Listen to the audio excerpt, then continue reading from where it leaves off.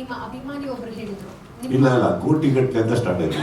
But ಆ question answer ನೀವು ಅಲ್ಲೇ ಕೊಟ್ಬಿಟ್ರಿ. ಹಾಗಾಗಿ ನಿಮ್ಮ ತಾಯಿ ಬಗ್ಗೆ ಕ್ವಶನ್ ಕೇಳ್ಬೇಕು ಅನ್ಕೊಂಡಿದ್ದೆ. ಸೊ ಹಾಗಾಗಿ ಅಂದ್ರೆ ನೀವು ಹೇಳ್ತಿದ್ರಿ ತಾಯಿನ ತುಂಬಾ ನೆನ್ಸ್ಕೊಳ್ತೀನಿ, ಡ್ರೆಸ್ ಅನ್ನುವಂಥದ್ದೇ ನಾನು ಡ್ರೆಸ್ಸಿಂಗ್ ಕೂಡ ಚೇಂಜ್ ಮಾಡ್ಕೊಂಡಿದ್ದೆ ಅನ್ನೋ. ಸೊ ಈ ಸೀಸನ್ ಅಲ್ಲಿ ಯಾವ ರೀತಿ ನೆನಪಾಗ್ತಾರೆ, ಏನೇನು ಸಜೆಷನ್ ಅವರಿಂದ ತೆಗೆದುಕೊಳ್ತೀರಾ, ಏನೇನು ಮಿಸ್ ಮಾಡ್ಕೊಂಡು? My mother is the only person who never advised me or suggested anything. She just loved me. That's all. So ಏನಿಲ್ಲ ಅದರಲ್ಲಿ ಏನು ಬರೋದಿಲ್ಲ. ಅವ್ರಿಗೆ ನಾನು ಹಿಂಗಿದ್ರು ಚೆನ್ನಾಗಿ ಕಾಣಿಸ್ತಾ ಇದ್ದೆ, ಹಿಂಗೆ ನಾನು ಒಂದು ಇಂಟರ್ವ್ಯೂಲಿ ಹೇಳಿದೆ, she was my first fan ಅಂತ. ಎನಿಥಿಂಗ್ ಐ ಡು ಬಿಕಾಸ್ ಅದು ರೆಸ್ಪಾನ್ಸಿಬಿಲಿಟಿ ಕೂಡ ಆಗಿತ್ತು ನನಗೆ. ನಾನು ಏನು ಮಾತಾಡ್ತೀನಿ, ಯಾಕೆ ಯಾರು ನೋಡ್ತಾರೋ ಬಿಡ್ತಾರೋ ಅವ್ರು ನೋಡ್ತಾರೆ, ಸಿನಿಮಾದಲ್ಲಿ ಏನು ಮಾಡಬೇಕು, ಯಾರು ನೋಡ್ತಾರೋ ಬಿಡ್ತಾರೋ ಅವ್ರು ನೋಡ್ತಾರೆ. So it was like that. So for me okay, last ಸೀಸನಲ್ಲಿ ನನಗೆ ತುಂಬಾ ನಾನು ಬೇರೆ ರೀತಿಯ ಮೂಡಲ್ಲೇ ಇದೆ. But I think this time I will take it more personally that she is watching, right? So I will. Sir, Sir, ಬೇಡ sir. ಅಯ್ಯೋ sir, ಅವ್ರಿಗೆ ಇವತ್ತಿಗೂ ನಾನು ಬಿಡದೇ ಇಲ್ಲ sir.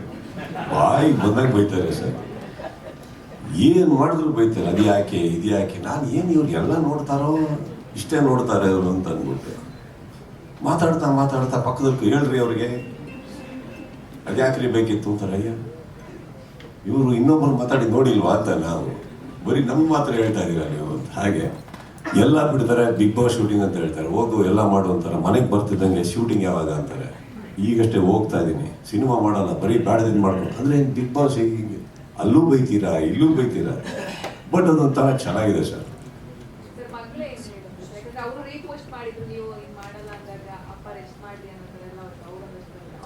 I think that she has seen that side of me, no? Correct. So there is always that. Yeah, they are very happy. ಅಂದರೆ ಏನಂದರೆ at least ಮನೆಯಿಂದ ಹೊರಗಡೆ ಹೋಗಿ ಕೆಲಸ ಮಾಡುವಂತ, ಬರೀ ಇಲ್ಲೇ ಕೂತ್ಕೊಂಡು ಬ್ಯಾಡಿದ ಅಡುಗೆ ಮಾಡಿಕೊಂಡು ಎಲ್ರಿಗೂ ತಿನ್ಸೋದು, ಸುಮ್ಮನೆ ಹೋಗಿ ಕೆಲಸ ಮಾಡೋದು ನೀವು ಅಂದ್ಬಿಟ್ಟು ಚೆನ್ನಾಗಿ. I think I'm doing, and they are very happy when I'm busy. They adore what I do. ಹಾಗಂತ ಮಾಡಿದ್ದೆಲ್ಲ ಇಷ್ಟಪಡ್ತಾರಂತಲ್ಲ, ಇಷ್ಟಪಡೋವಂಥದ್ದು ಮಾಡಿದ್ದೆಲ್ಲ ಮಾಡಿದಾಗ ಇಷ್ಟಪಟ್ಟಿದ್ದಾರೆ. I think Big Boss is a hot favourite everybody in my house also. Sir, actually season 12 ಮಾಡ್ತಿದ್ದೀರಾ, ಖುಷಿ ಇದೆ. But ನಿಮ್ಮನ್ನು ಕೇವಲ ಬಿಗ್ ಬಾಸ್ ನೋಡದೇ ಇರುವಂತಹ ಒಂದು ವರ್ಗ, ಅಥವಾ ನಿಮ್ಮನ್ನು ಕೇವಲ ಸಿನಿಮಾದಲ್ಲಿ ಮಾತ್ರ ನೋಡುವಂತಹ ಒಂದು ದೊಡ್ಡ ವರ್ಗ ಇದೆ. ಆ್ಯಕ್ಚುಲಿ ನೀವು ಅನೌನ್ಸ್ ಮಾಡಿದಾಗ ಮತ್ತೆ ಮಾಡಲ್ಲ ಅಂತ, ಈ ಒಂದು ಬಿಗ್ ಬಾಸ್ನ ಹೋಸ್ಟ್ ಮಾಡಲ್ಲ ಅಂತ ಅನೌನ್ಸ್ ಮಾಡಿದಾಗ ಆ ವರ್ಗಕ್ಕೆ ತುಂಬ ಖುಷಿ ಇತ್ತು, ನಂಬಿಕೆ ಇತ್ತು. ಅಂದರೆ ಒಂದು ವರ್ಷಕ್ಕೆ 2 ಸಿನಿಮಾ ಬಂದೇ ಬರುತ್ತೆ ಮೇಲೆ ಅಂತ. ಸೊ ಏನು ಡಿಸ್ಟ್ರಾಕ್ಷನ್ಸ್ ಇರಲ್ಲ ಅಂತ. ಸೊ ಅವ್ರಿಗೆ ಏನು ಹೇಳೋಕ್ಕೆ ಇಷ್ಟಪಡ್ತೀರಾ? ಇಲ್ಲ ಸರ್, ಅವ್ರದ್ದು ತುಂಬ ಜೆನ್ಯೂನ್ ಆಗಿದೆ, ಆ ಮಾತುಗಳು ಜೆನ್ಯೂನ್ ಆಗಿದೆ. ನಾನು ಶತಪ್ರಯತ್ನ ಪಡ್ತಾ ಇರ್ತೀವಿ. ನಾನು ಹೇಳಿದ ಹಾಗೆಯೇ ನಾವು ನೋಡಿ, ಈಗ ನಾವು ಒಂದು ಸಿನಿಮಾನ ರೆಡಿ ಮಾಡಿದಾಗ 2023 ಡಿಸೆಂಬರಲ್ಲೇ ರಿಲೀಸ್ ಮಾಡಬೇಕು ಅನ್ನೋ ಹಠದಲ್ಲಿ ನಾವೆಲ್ಲ ಮಾಡಿದ್ವಿ. ಬಟ್ ಕಾರಣಾಂತರಗಳಿಂದ ಏನೇನೋ ಆಗೋಯಿತು, ಮತ್ತು 2024 ಬಂತು. ಈಗಲೂ ಎಲ್ಲ ಪ್ರಯತ್ನ ಪಟ್ಟಿದ್ದೀವಿ. ಒಂದು ಸಿನಿಮಾ ಸ್ಟಾರ್ಟ್ ಆಗಿದೆ, ಇನ್ನೊಂದು ಸಿನಿಮಾ ಈಗ ಫ್ಲೋರ್ ಹೋಗ್ತಾ ಇದೆ. I will definitely do my best. Not only that sir, I think ಎಲ್ಲ ಹೀರೋಗಳು ಕೂಡ ಬೇಗ ಸಿನಿಮಾಗಳು ಮಾಡೋದನ್ನು ನೋಡಲೇಬೇಕಾಗ್ತವೆ. I think the industry needs it today and have taken its. ಅವ್ರು ಹೇಳೋದ್ರಲ್ಲೂ ತಪ್ಪೇನಿಲ್ಲ. ಅವ್ರ ಖುಷಿಯಲ್ಲಿ ನಮ್ಮ ಖುಷಿ ಇದೆ. ಯಾಕಂದರೆ ನಾವು ಏನೇ ಬಿಗ್ ಬಾಸ್ ಮಾಡ್ತೀವೋ ಬಿಡ್ತೀವೋ ಅದು ಬೇರೆ ವಿಚಾರ. ನಮಗೆ ಸಿಟಿ ಕೇಳೋದು ಬರೀ ಅವ್ರದ್ದು ಮಾತ್ರ ಥಿಯೇಟ್ರ್ ಒಳಗಡೆ. I will never ignore that crowd. They are my crowd. I will be very true to them. ವರ್ಷ ಸಿನಿಮಾಗಳು ಪರ್ಫಾರ್ಮ್ ಮಾಡಿರೋ ರೀತಿ ಆ್ಯಕ್ಚುಲಿ ನಿಮಗೆ ಗೊತ್ತಿರುತ್ತೆ, ತುಂಬ ಅಂಡರ್ ಪರ್ಫಾರ್ಮಿಂಗ್ ಅಂತಲೇ ಹೇಳ್ಬೋದು. ಇಲ್ಲಿ ತನಕ ಆಲ್ಮೋಸ್ಟ್ ಜೂನ್ ಆಗ್ಲಿಕ್ಕೆ ಆಯ್ತು ಇವಾಗ. ಮತ್ತು ನೀವು ಹೇಳಿದ್ರಿ, ಒಂದು ಸ್ಟೇಟ್ಮೆಂಟ್ ಕೂಡ ಹೇಳಿದ್ರಿ, ಅಂದರೆ IPL ಥರ ಆಲ್ಮೋಸ್ಟ್ 3 months ಅಂದರೆ people will be hook to the TV ಅಂತ. ಸೊ ಹಂಗಿರುವಾಗ ಹೆಂಗೆ ವಿಶ್ಲೇಷಿಸ್ತೀರಾ ಸರ್? ಅಂದರೆ ಆಲ್ರೆಡಿ ಜನ ಥಿಯೇಟ್ರಿಗೆ ಬರ್ತಾರೆ, ಥಿಯೇಟ್ರಿಗೆ ಹೆಂಗೆ ಕರ್ಸೋದು ಅಂತ ಒಂದು ಚಾಲೆಂಜ್ ಇದೆ. ಮತ್ತೆ ಬಿಗ್ ಬಾಸ್ ಒಂದು ಡಿಸ್ಟ್ರಾಕ್ಷನ್ ಇರುವ, ಮತ್ತೆ ಹೆಂಗೆ ಜನ No, I'm keeping them hooked to Kannada. No. ನನ್ನ ರೆಸ್ಪಾನ್ಸಿಬಿಲಿಟಿ ನಂದು ಸರ್, ಅವ್ರದ್ದು. ನಾನು ಕನ್ನಡಕ್ಕೆ ಹುಕ್ ಮಾಡ್ತಾ ಇದ್ದೀನಿ, ಬಿಟ್ಟರೆ ಬೇರೆ ಪ್ರೋಗ್ರಾಮ್ ಹೋಗ್ಬಿಟ್ಟಾರು. ಕನ್ನಡಕ್ಕೆ ಹುಕ್ ಮಾಡ್ತಾ ಇದ್ದೀನಿ. ನನ್ನ ಕಡೆಯಿಂದ ನಾನು ಏನು ಜನಗಳನ್ನು ಎತ್ತಿಡಿಯೋಕ್ಕಾಗುತ್ತೋ ಹಿಡಿತೀನಿ. ಸಿನಿಮಾಗಳಿಲ್ಲ, ಎಂಟರ್ಟೈನ್ ಮಾಡ್ತಾ ಇರ್ತೀನಿ. ನನಗೆ ಗೊತ್ತಿರೋ ಹಾಗೆ ಬಿಗ್ ಬಾಸ್ ಶೋ ಬರಬೇಕಾದ್ರೇ ಪ್ರತಿಯೊಂದು ಸಿನಿಮಾಗಳು ಚೆನ್ನಾಗಿ ಹೋಗಿದ್ದಾವೆ. ಯಾವುದೂ ನಾನು ಕನ್ನಡ ಜನ ಹತ್ರ ಭೇದ ಭಾವ ಮಾಡಿಲ್ಲ. ಬಟ್ ನನ್ನ ಕೆಲಸ ಏನಿದೆ ನಾನು ಅಚ್ಚುಕಟ್ಟಾಗಿ ಮಾಡೋಕ್ಕೆ ಇಷ್ಟಪಡ್ತೀನಿ. ಅದರಿಂದ ಏನೋ ಒಂದು ಏಟ್ ಆಗ್ತಾ ಇದೆ ಅಂದರೆ ಅದು ತಪ್ಪಾಗುತ್ತೆ. I don't think that's thing. I will do what I have to do, keep my language going and don't you think it's ನನಗೆ ಇವಾಗ ಎಕ್ಸ್ಟ್ರಾ ಸ್ಟ್ರೆಸ್ ಅಲ್ವ ಹೇಳಿದ್ರು, but I will definitely do it. ಈಗ ಸಿನಿಮಾಗಳು ರಿಲೀಸ್ ಇಲ್ಲ ಆದಾಗ ಇದನ್ನು ನೋಡಿ ಒಂದು ಕನ್ನಡ ತಾನೇ ಹತ್ತಿರ ಇಡ್ತಾ ಇದ್ದೀವಿ. ಆ್ಯಂಡ್ ಡೋಂಟ್ ಫರ್ಗೆಟ್, ಪ್ರತಿ ಸಲ ಒಂದು 18 ಹೊಸ ಪ್ರತಿಭೆಗಳನ್ನು ಹೊರಗಡೆ ಬಿಡ್ತಾ ಇದ್ದೀವಿ ನಾವು. ಅದು ಒಳ್ಳೇದಲ್ಲ. ಇವಾಗ ಎಷ್ಟು ಜನ ಹೀರೋಗಳಾಗಿದ್ದಾರೆ, ಎಷ್ಟು ಜನ ನಟನೆಗೆ ಬಂದಿದ್ದಾರೆ ಅಲ್ವೇ? ಸರಿ ಸರ್, ಈಗ ಸರ್ ಹೇಳಿದಾಗೆ ದುಡ್ಡಿನ ಮುಖ ನೋಡಿ ಕೆಲಸ ಮಾಡೋರಲ್ಲ, ಅದು ಅವರು ಭಾಳ ಮುಖ್ಯವಾಗಿ. ಅದಕ್ಕಿಂತ ಆಚೆ ನೋಡಿದ್ರೆ ಒಂದಷ್ಟು ಪಬ್ಲಿಕ್ ಒಪಿನಿಯನ್ ಹೇಳುವಾಗ ಅವರು ನೆಕ್ಸ್ಟು ಅಮಿತಾಬ್ ಬಚ್ಚನ್ ಅಂತ ಅಂದ್ಬಿಟ್ಟು ಸುದೀಪ್ ಸರ್ ಬಗ್ಗೆ. ಸೊ ಈ ವಿಚಾರದಲ್ಲಿ ನೋಡಿದ್ರೆ ಈ ಸಂಭಾವನೆ ಅಂತ ಬಂದಾಗ ಕಷ್ಟಪಟ್ಟು ಒಪ್ಸಿದಿರಿ 12ಗೆ, ಜಾಸ್ತಿ ಏನಾದರೂ ಆಗಿದೆಯಾ ಈ ಬಾರಿ ಅಂತ? ಮಾಡಿದ್ದೀರಾ ಅಂತ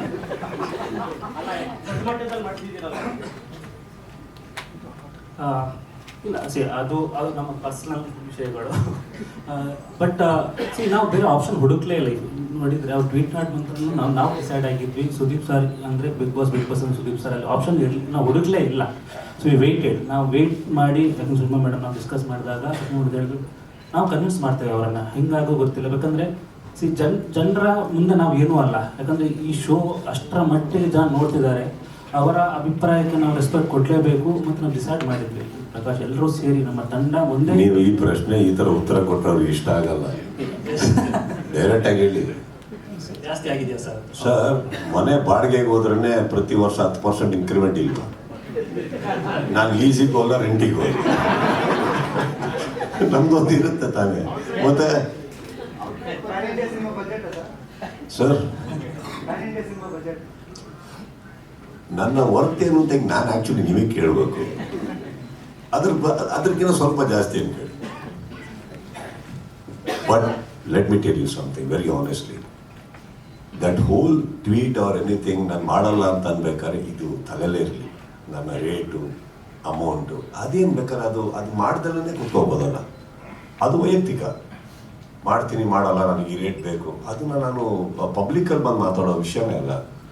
ಆಗುತ್ತೆ, ಆಗಲ್ಲ ಅಷ್ಟೇ ತಾನೆ. ಆಗಲ್ಲ ಅಂದ್ರೂ ಹಾಗೆ ಎಕ್ಸಿಟ್ ಕೊಡ್ಬೋದು ನಾನು. So it has never to do with the money part. That is last. ಇವತ್ತುವರೆಗೂ ನೀವು ಆ್ಯಕ್ಚುಲಿ ನೋಡೋಕ್ಕಾದ್ರೆ ಸಿನಿಮಾದಲ್ಲೇ ನಾನು ಎಷ್ಟು ಸಂಭಾವನೆ ತೊಗೊತೀನಿ ಅಂತ ನಿಮಗೆ ಪಕ್ಕ ಒಂದು ಫಿಗರ್ ಸಿಗಲ್ಲ. Because each cinema is a different mood, different collaboration, different budgets. So ನಾವು ಪ್ರತಿಯೊಂದೂ ಬೇರೆ ರೀತಿಯಲ್ಲಿ ಕೊಲಾಬರೇಟ್ ಆದ್ರೇ ಸಿನಿಮಾಗಳು ಮಾಡೋಕ್ಕಾಗಲ್ಲ. ನಂದು ರೇಟೇ ಇಷ್ಟು ಅಂದರೆ ನನ್ನ ಬಗ್ಗೆ ರೇಟೇ ಕಟ್ಕೊಳಲ್ಲ ಸರ್, ಅಷ್ಟು ಚೀಪ್ ಇಲ್ಲ ನಾನು.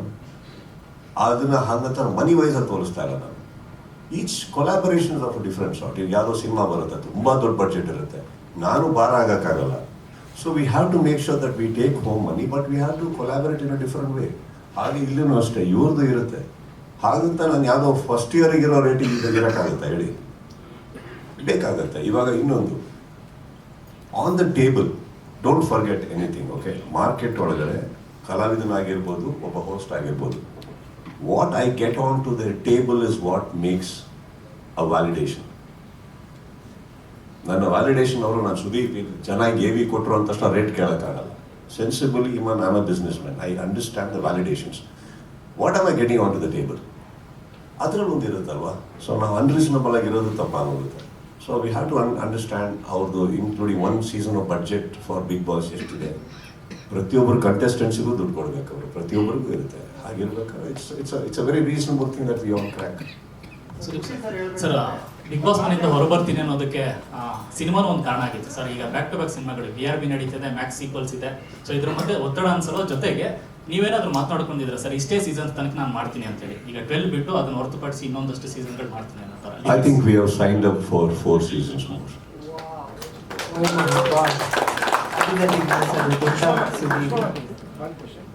ಸರ್, ಒಂದಷ್ಟು ಕಂಟೆಸ್ಟೆಂಟ್ಸ್ ಸರ್, ಸ್ಪರ್ಧಿಗಳು ಶೋ ಮಧ್ಯದಲ್ಲಿ ಒಂದಷ್ಟು ಕಾನೂನು ಹೋರಾಟಗಳ ಕಾರಣ ನಾವು ಇವರಿಗೆ ಹೇಳಿದೆ,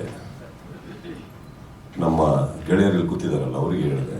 ಅವ್ರು ಅವಾಗ 2-3 ಪ್ರಶ್ನೆ ಆಗ್ತಾ ಇದ್ರು, ನೀವೇ ಹೋಗಿ ಅಂದೆ. ನೀವು ಶಾರದಾ ಒಳಗೆ ಹೋಗಿ ಅಂದೆ. ಎಲ್ಲಾದ್ರೂ ಬಹಿರಂಗ ಹೊರಗಡೆ ಬಂದ್ಬಿಡ್ಲಿ, ನಿಮ್ಮ ಪ್ರಶ್ನೆಗಳು ಏನೇನಿದೆಯೋ ಎಲ್ಲ ಓಪನ್ ಆಗಿಬಿಡ್ಲಿ ಅಂತ. ಆ್ಯಕ್ಚುಲಿ ಓಪನ್ ಆಗಿ ಹೇಳಿದ್ದೀನಿ ಸರ್ ಅವ್ರಿಗೆ, ನೀವು ಶಾರದಾ ಅಂತ ಜೋಡಿಯಾಗಿ ಹೋಗ್ಬೇಕು, ಇಬ್ಬರು ಕೂತಿ ಡಿಸ್ಕಸ್ ಮಾಡಿ ಬನ್ನಿ, ನಾನು ಪ್ರಶಾಂತ್ ಅವರಿಗೆ ಆಮೇಲೆ ಮಾತಾಡ್ತೀನಿ ಅಂತ.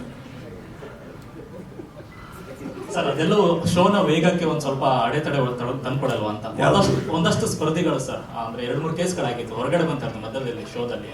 ಸೊ ಅದೆಲ್ಲ ಸಮಸ್ಯೆ ಆಗಲ್ವಾ ಅಂತ? ಮಧ್ಯದಲ್ಲಿ ಕೋರ್ಟ್ ಕಚೇರಿ ಕರ್ಕೊಂಡು ಹೋಗ್ಬೇಕು, ಅವಾಗೆಲ್ಲ ಸವಾಲು, ಅದೆಲ್ಲ ಒಂಥರ ಸವಾಲು ಅನ್ಸಲ್ವಾ ಅಂತ. ಬೈಕ್ ಕೊಡ್ರಪ್ಪ. ಮೈಕಲ್ ಇದೆ ಇದೆ ಆ ಕಡೆ ಇದೆ.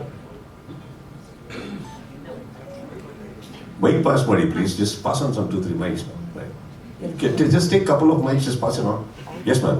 ಸರ್ ಇವಾಗ ಆಗಾಗ ಕೋರ್ಟು ಕಚೇರಿ ಅಂತ ಕರ್ಕೊಂಬರೋದಿರುತ್ತೆ ಮಧ್ಯದಿಂದ ಸರ್, ಅದು ಯಾವ ತರ ಸವಾಲಾಗುತ್ತೆ ಅಂತ ಹೇಳಿ. ಅಂದ್ರೆ ನಾವು ಇಷ್ಟು ಸೀಸನ್ ಅಲ್ಲಿ ಬರೀ ಕಂಟೆಸ್ಟೆಂಟ್ಸ್ ನಾವು ಅಂತ ಇದ್ವಮ್ಮ, ಈಗ ವಕೀಲರು ನೋಡ್ಕೊತಾ ಇದ್ದೀವಿ. ಎಲ್ಲರಿಗೂ ದುಡಿಮೆ ಆಗ್ತಾ ಇದೆ.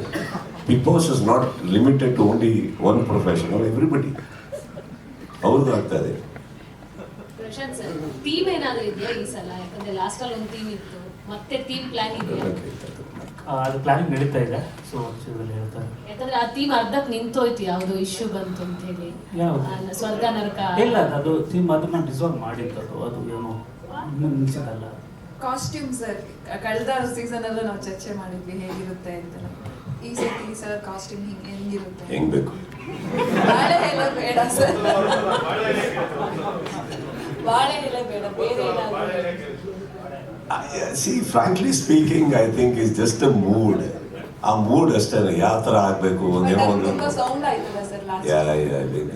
It's there. We are all already working on it, because ನನಗೆ personally I take a lot of joy in the costumes, because somehow I feel ಅದೊಂದು ಇವ್ರು ಹೇಳ್ತಾ ಇದ್ರು ಈಗ ಅವರು AVL ಒಬ್ಬರು ಹಿಂಗೆ ಪ್ಲಾನ್ ಮಾಡಿದಾಗಲೇ ಹಾಗೆ ಅಂತ. ಸೊ ಇದೆಲ್ಲ ನನಗೆ ಗೊತ್ತಿರಲಿಲ್ಲ ಫಸ್ಟಿಗೆ. So I was like dressing up and going. So after some couple of seasons I started realising, ಓ ಇದೆಲ್ಲ ಹೋಗುತ್ತಾ ಇಲ್ಲಿ, ಈ ಥರ ಎಲ್ಲ ನೋಡ್ತಾರ ಜನ ಅಂದ್ಬಿಟ್ಟು. ದಟ್ಸ್ ವೆನ್ ಆ್ಯಕ್ಚುಲಿ ನೀವು ಆ್ಯಕ್ಚುಲಿ ಅಬ್ಸರ್ವ್ ಮಾಡಿ, I think some 6 to 7 season ತನಕ ನಾನು ಅಷ್ಟು ತಲೆ ಕೆಡಿಸ್ಕೊಂಡಿಲ್ಲ ಕಾಸ್ಟ್ಯೂಮ್ ಬಗ್ಗೆ. ಕೋಟು ಅದು ಇದು ಹೋಗ್ತದೆ. Then we started making like ಒಂದು ಸಿಗ್ನೇಚರ್. ಈ ಸೀಸನ್ ಹೀಗಿರಲಿ, ಆ ಸೀಸನ್ ಹಾಗಿರಲಿ ಅಂತ. And if you realise those costumes ನಾನು ಮತ್ತೆ ರಿಪೀಟು ಮಾಡಿಲ್ಲ. So we just goes on like that. So this time already Bigg Boss ಮಾಡ್ತಾ ಇದೀವಿ ಅಂತ ಗೊತ್ತಾದ ತಕ್ಷಣ my entire costume department is already started working. Because ಅದೊಂದು ಸಂಬಂಧ ನಮ್ಮದು ಸಿಕ್ಕಾಪಟ್ಟೆ ಜಗಳ ನಡೆಯುತ್ತದೆ. ನನಗೆ ಅದು ಸರಿ ಇಲ್ಲ ಐಸಿ, ಯಾಕಂದರೆ ತುಂಬ ನಿಂತ್ಕೋಬೇಕು, ಆ ಕಾಸ್ಟ್ಯೂಮ್ ಕಂಫರ್ಟಬಲ್ ಆಗಬೇಕು. ಕೆಲವು ಟೈಮ್ ಶೆಕೆ, ಕೆಲವು time over cold on stage. We go through, and somehow that because people love it, we like to do it. So cracking it, and hopefully, we'll come up with something. Prashanth sir ಇಲ್ಲಿ